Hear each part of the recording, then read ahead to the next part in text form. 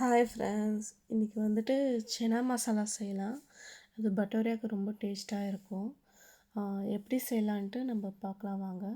சன்னா வந்து 8 ஹவர்ஸ் நீங்கள் ஊற வச்சுக்கோங்க. ஒயிட் சன்னாவை நம்ம ஒரு பாத்திரத்தில் வந்துட்டு ஒரு 2 ஸ்பூன் டீ தூள் போட்டுட்டு டிகாஷன் பண்ணிவிட்டு அது வடிகட்டிட்டு அது சன்னாவில் நம்ம போட்டுக்கலாம்.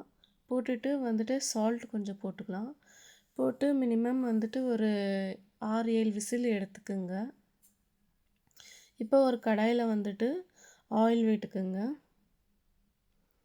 ஆயில் விட்டுக்கிட்டு சீரகம் போட்டுக்குங்க. ஒரு பிரியாணி இலை போட்டுக்குங்க. 2 பட்டை, ஒரு ஏலக்காய், ஒரு 3-4 லவங்கு போட்டுக்குங்க. 2 வெங்காயம் கொஞ்சம் சின்னதாக கட் பண்ணியிருந்து அது போட்டு ஃப்ரை பண்ணுங்க. பாருங்கள், வெங்காயம் நல்லா கொஞ்சம் ப்ரௌன் ஆகிடுச்சு. இப்போ இஞ்சி பூண்டு பேஸ்ட்டு 1.5 ஸ்பூன் போட்டுக்கலாம். இப்போ 2 தக்காளி கட் பண்ணி இது போட்டுக்கோங்க.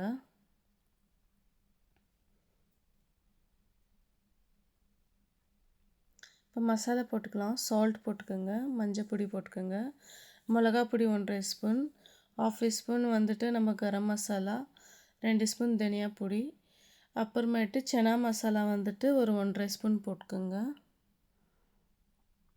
போட்டு நல்லா வதக்குங்க.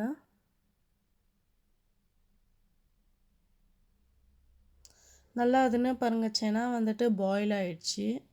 அந்த சன்னா வந்துட்டு நல்லா கொஞ்சம் பாருங்கள் நல்லா வெந்திருக்குது. நம்ம இப்போ வந்துட்டு அந்த இதில் போட்டுக்கலாம். நம்ம மசாலையில் போட்டுக்கிட்டு நல்லா மிக்ஸ் பண்ணலாம்.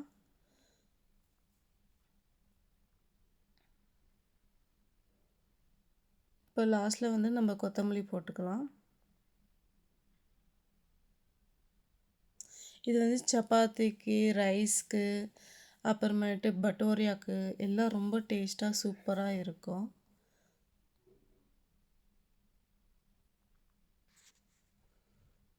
ரெடி ஆகிடுச்சு. ஃப்ரெண்ட்ஸ், ப்ளீஸ் புது சேனலுக்கு சப்போர்ட் பண்ணுங்கள், லைக் பண்ணுங்கள், சப்ஸ்கிரைப் பண்ணுங்கள், பெல் ஐக்கன் கிளிக் பண்ணுங்கள்.